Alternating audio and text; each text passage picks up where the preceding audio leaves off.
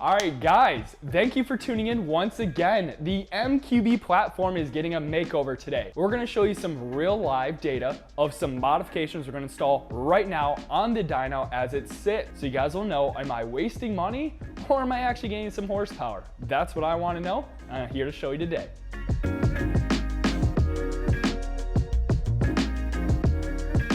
Now, just to give you a baseline of what we're gonna start with right now is a front mount intercooler already installed. We have E85, full 85 with a high pressure fuel pump and a downpipe. The downpipe's the only thing we have added since the last stage 1 E85 dyno. So we have some starters, and I wanna see right now, are we gonna gain power with a downpipe installed? The conditions are a little different though. We're sitting at 77 degrees Fahrenheit with 41% humidity. Not too bad, but after we do some runs, it might get a little hot. So just to let you guys know, when we do the run, we're gonna do the run. Wait 30 seconds, let it sit on the dyno, let it get cold air, do another run. We're gonna do 3 runs per modification. You know, I wanted to make sure that I just didn't have a glory run when we do these. So guys, stay tuned and let's go hit this dyno.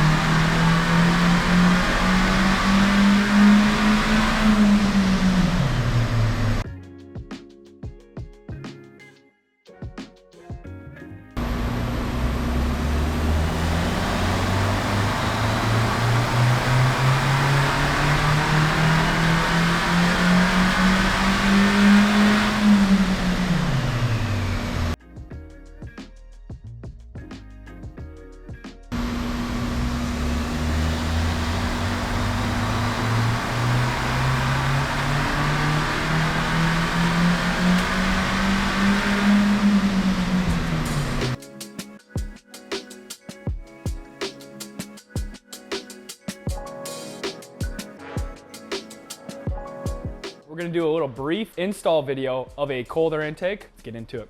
This is just to show you guys can put this together. Pretty self-explanatory, putting the rubber garments underneath here. You know, you got your bolts, obviously, which you're gonna go underneath. See the bracket, it's underneath. And you're gonna install your cushion, I would call it. But either way, now we're gonna go ahead and take out the stock intake.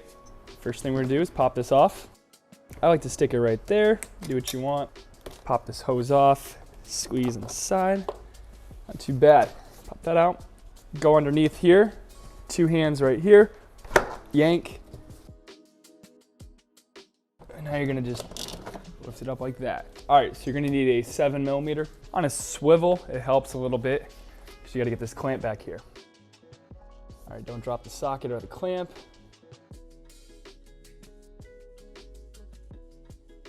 Sorry guys, we're gonna put this here.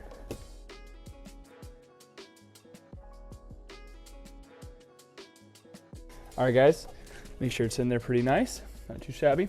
All right, let's get this cold air intake on.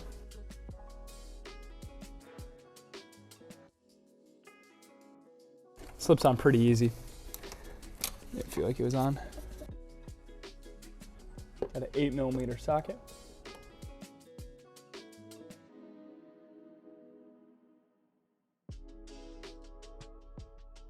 Nice and tight. All right, next up we have this piece. Just gonna set this there. And then put your vacuum line on this. There we go.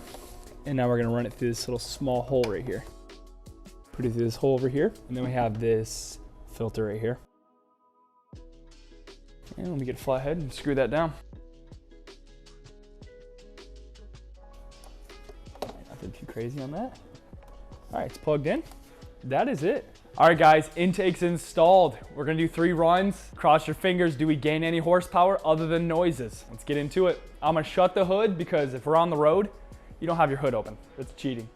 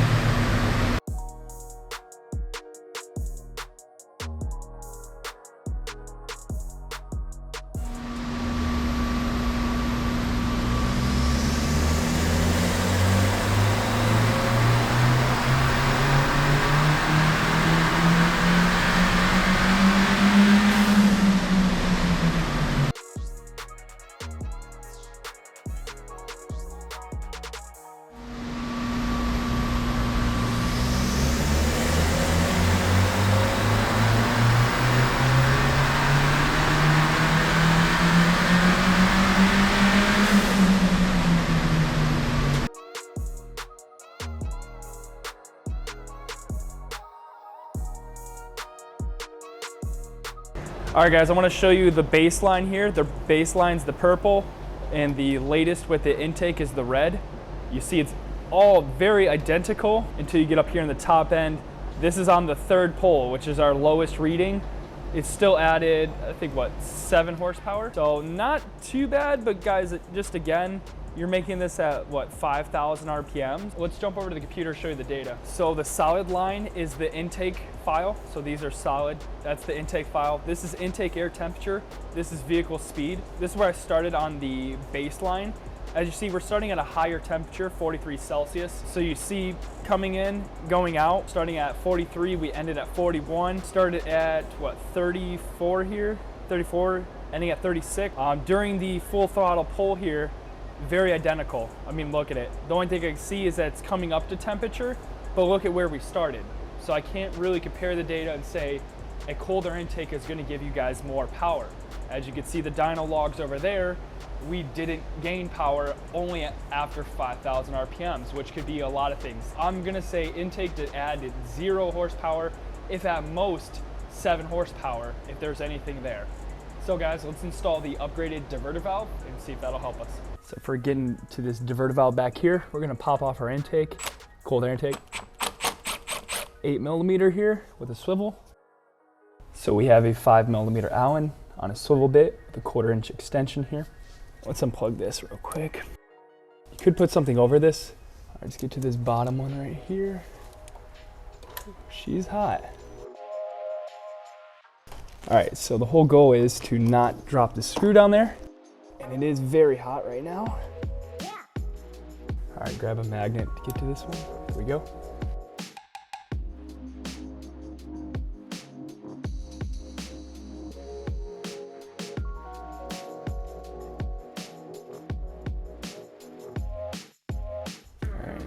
Stock DV, working as it should. Do I believe there's going to be a gain from it? Personally, no, but we're going to find out. Let's clean up the mating surface real quick.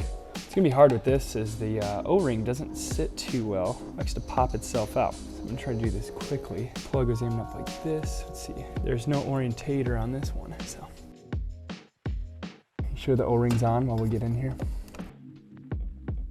All right, let's go ahead and start one by hand here.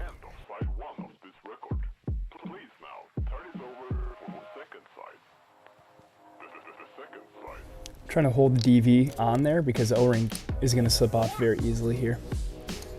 All right, so I got this tool. I can get on an angle, get this bit a little easier. Probably want to do this when it's cold. All right, the next bolts, I'm going to put some blue Loctite on there. Oh, well, it dropped to the floor, luckily. So what I'm going to do is use the magnet here.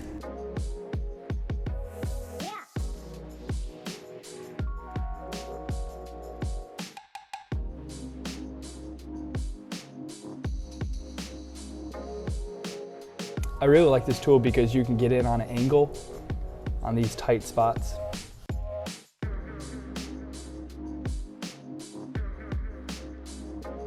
All right, back this screw out because I got to put some Loctite on it. Torque it down, we're good. Nothing too crazy. Guten tight's the torque. Let's pop this off, stick that intake back on, plug this in. We'll probably zip tie that to this right here just to be safe. It's really hot here, so I don't want to hurt anything.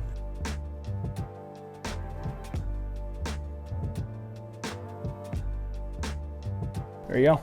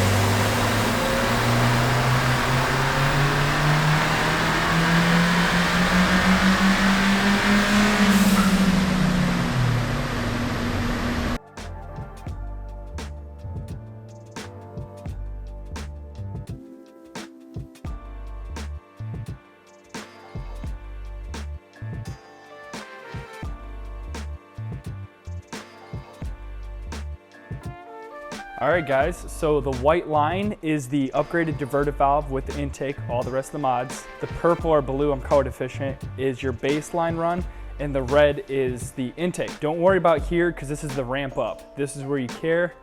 Everything's making power, but note, up top, I mean, this is the third lowest number pull.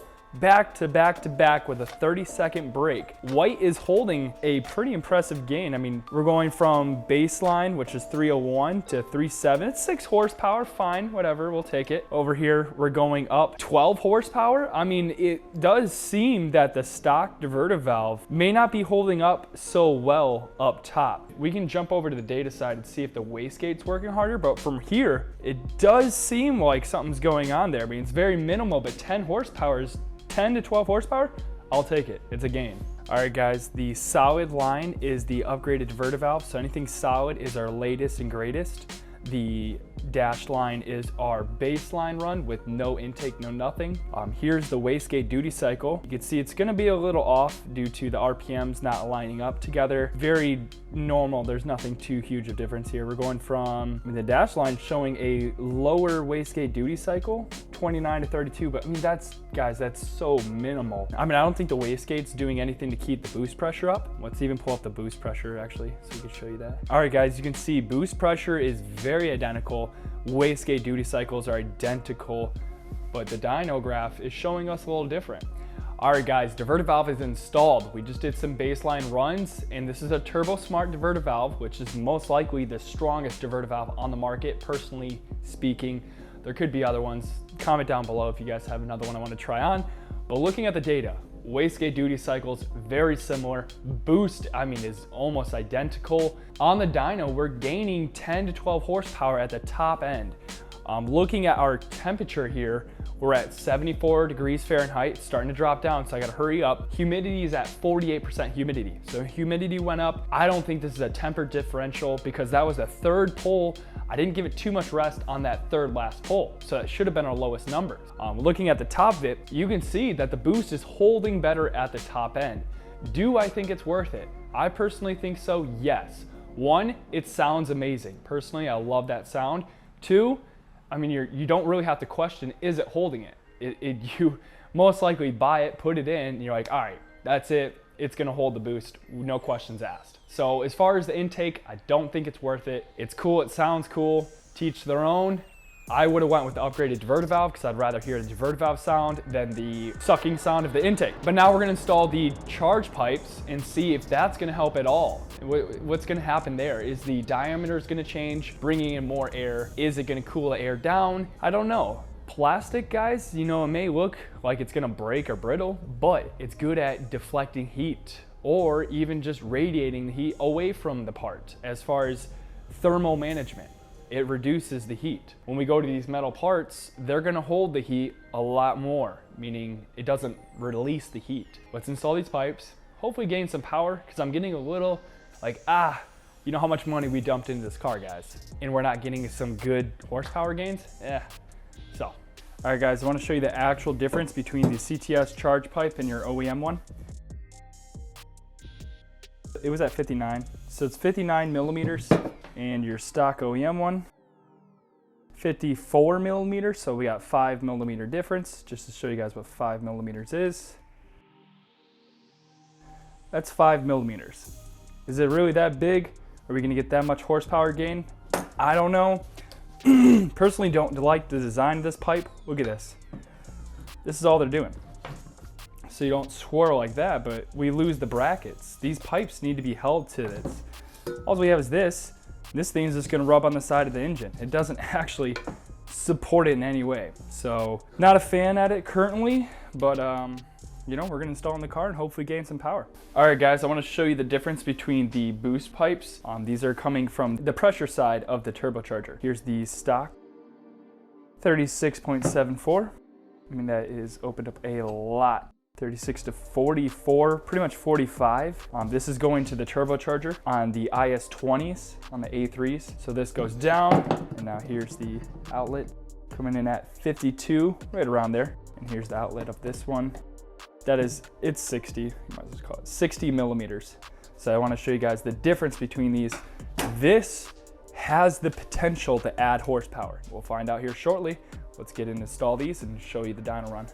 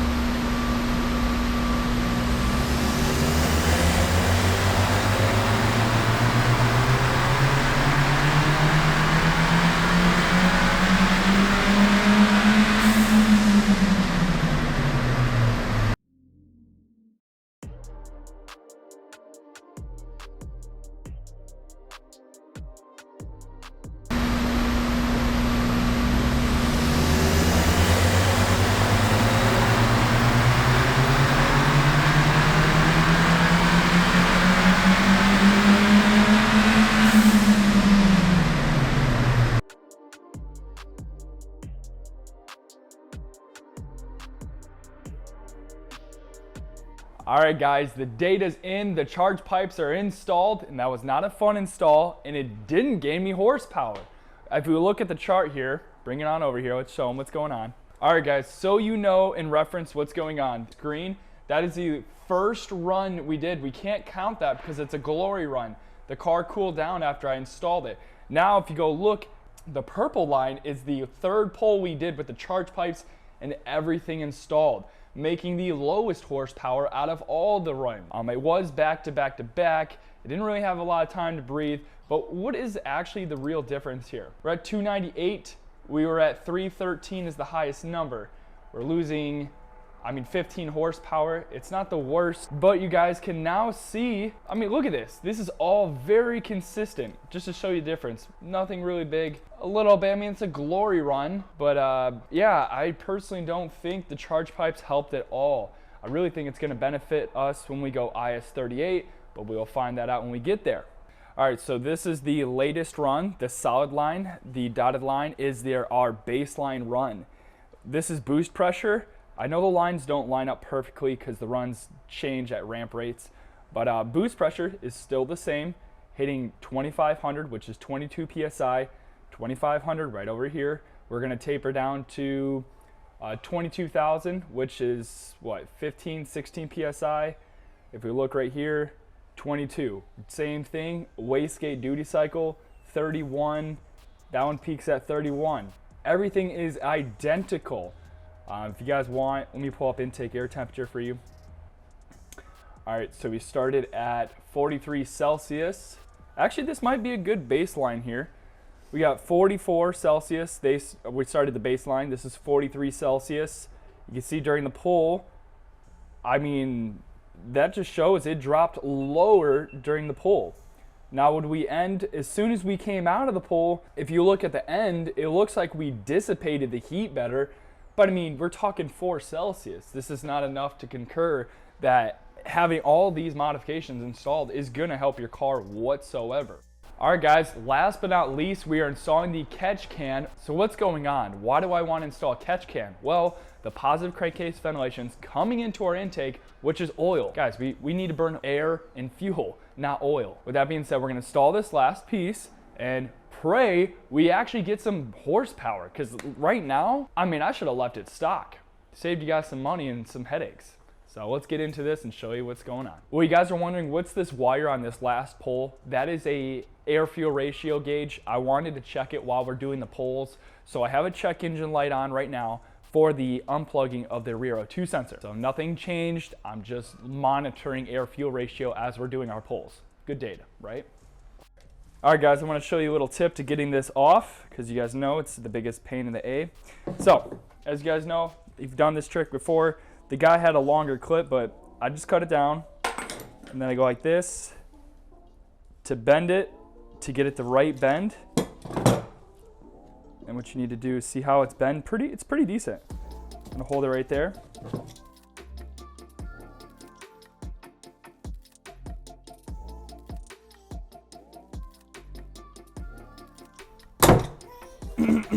Usually after that happens, it usually pops out. Come on. You're gonna have to struggle with it for a little bit. It's not gonna be easy.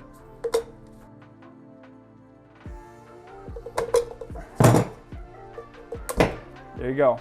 You will get it. It just takes persistence. This thing does wonders. It's my new specialty tool. It's $2,000. You can get it off eBay.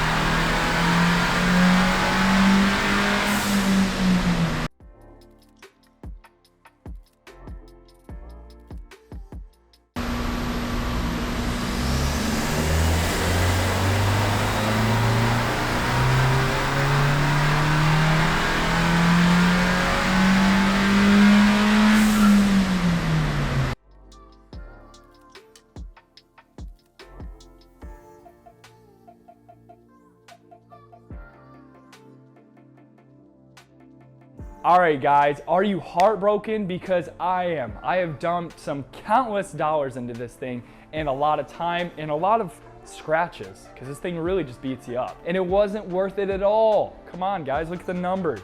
We're gaining maybe 10 horsepower at best. If everything's perfect, the stars align. I tried to give you guys the data. We did the installs. I think it's just time to go stage 3 and leave all this behind. Tell me what you guys think. You know, what was your favorite part to install on the dyno? Did you really think it was gonna gain power? How many hearts did I break? Hopefully not a lot. Thank you guys for tuning in, and as always, stay BDT tuned.